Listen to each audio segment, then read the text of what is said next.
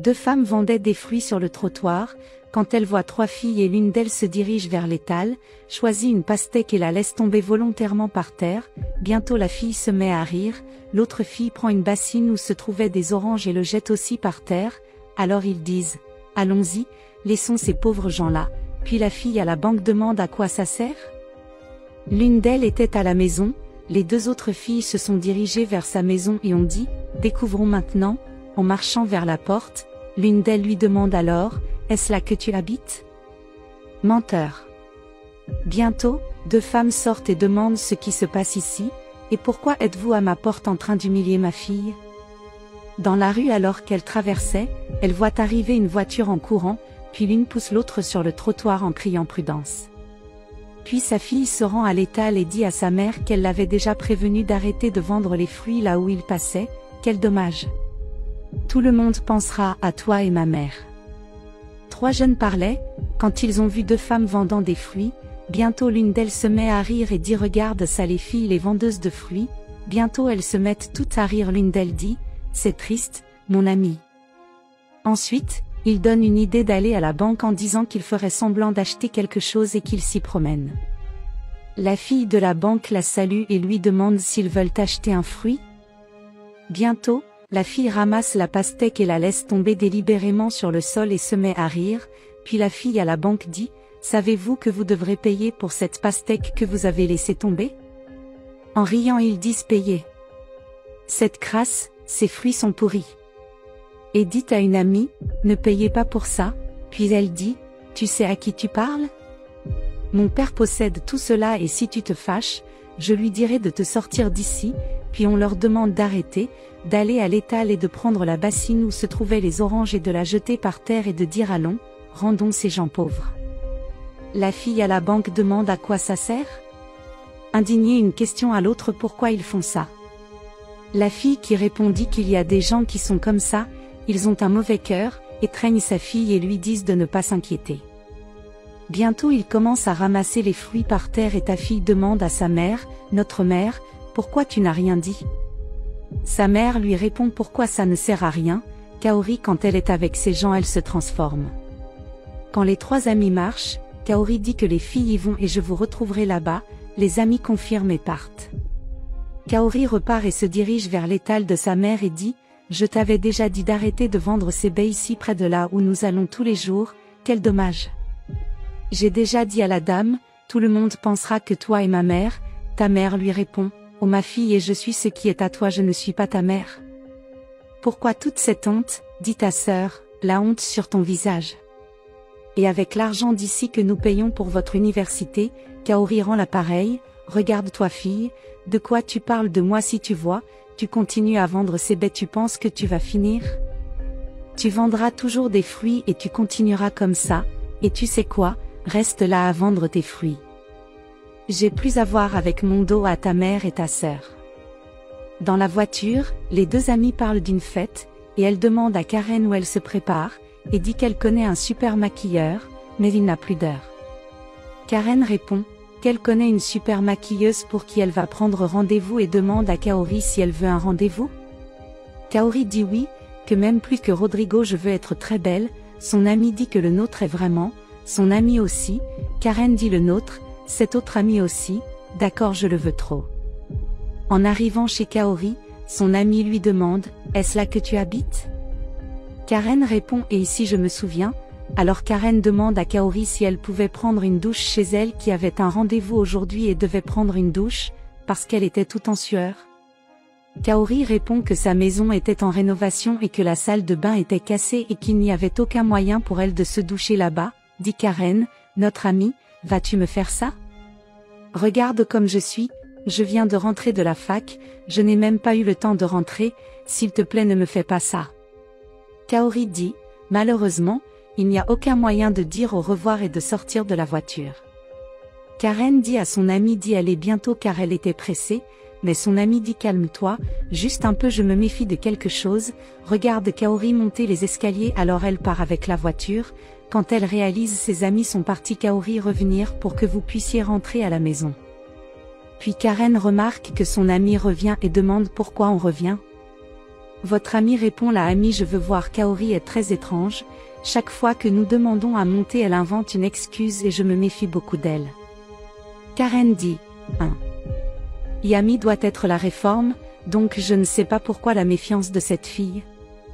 Puis son ami dit, Ami, à chaque fête que nous avons, nous l'appelons, mais elle n'y va jamais et chaque fois que nous l'amenons ici, nous lui demandons de descendre et elle ne peut jamais donc il y a quelque chose là-bas auquel vous pouvez faire attention. Karen demande, allez-vous la suivre? Son ami répond, oui, et lui dit que la fête va être ce week-end et je veux la tester pour voir si elle y va, et dit, elle va nous tromper et ne voudra-t-elle pas faire un pari? En allant dans une rue, il voit Kaori, puis son ami dit qu'elle va aller très lentement et Karen se demande ce qu'elle faisait là, son ami lui répond, tu sais, je ne te l'ai pas dit, elle est très étrange. Karen dit qu'elle ment alors il la regarde entrer dans une maison. L'ami dit de regarder la maison qu'elle est sortie de la voiture et de se demander si elle y habitait et son ami dit découvrons maintenant.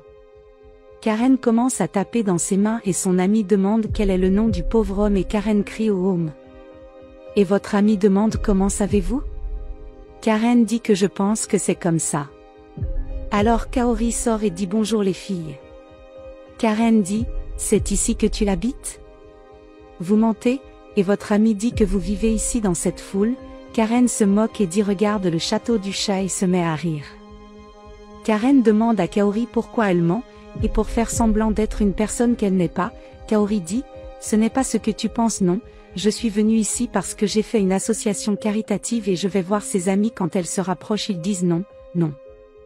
Kaori parle à nouveau à ces gens que je viens de faire une œuvre de charité, Karen lui demande d'arrêter de mentir et dit qu'il se méfiait depuis longtemps et son ami l'appelle à nouveau une menteuse et lui demande d'arrêter de mentir et demande si tu vis ici ou non. Ta mère et ta sœur ouvrent la porte et ta mère demande ce qui se passe ici, pourquoi es-tu à ma porte en train d'humilier ma fille? Karen se met à rire et dit regarde qui est sa mère, la vendeuse de fruits et la traite de pauvre.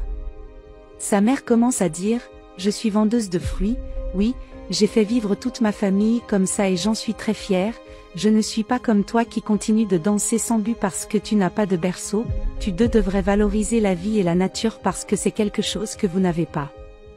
Les deux se mettent à rire et disent, regardez qui est venu parler de valeur, épargnez-moi, cette pauvre famille. Karen demande à Kaori si cette fille était sa sœur. Alors sa sœur répond, nous n'avons peut-être pas l'argent que vous avez, mais nous avons un caractère, quelque chose que vous n'avez pas. Bientôt son amie prend son portable et dit qu'elle va filmer, Karen dit à son amie de filmer le visage de Kaori et son amie commence à filmer en riant et son amie montre sa sœur et dit, la pauvre sœur, la pauvre mère, c'est pour ça qu'elles sont toutes ont le même visage parce qu'ils sont tout pauvres et se moquent de trois. Kaori lui demande d'arrêter et son ami continue et dit que tout le monde à l'université saura qui tu es, menteur, montrant la maison de Kaori et disant regarde le manoir dans lequel elle vit. Puis sa mère la relève et lui dit, elle voit le genre de personne avec qui tu t'engages, la mettant dans la maison. Karen était en train d'embrasser Rodrigo, puis Kaori arrive et dit, quel dommage. Je n'arrive pas à croire que vous me faites ça, en traitant Rodrigo de crétin. Karen dit, regarde qui est là la pauvre, qu'est-ce que tu veux de ridicule? Rodrigo lui dit qu'il avait l'habitude de sortir ensemble et pourquoi il pensait qu'elle avait de l'argent, mais maintenant il a découvert qu'elle est beaucoup plus pauvre que lui et qu'elle n'a nulle part où mourir. Kaori dit, je n'arrive pas à croire que vous me faites ça, regardez l'humiliation que je traverse Rodrigo, quel connard vous êtes. Karen dit, pourquoi ne pars-tu pas, tu as vu qu'il n'y a plus rien ici, maintenant il est avec moi et il est à moi.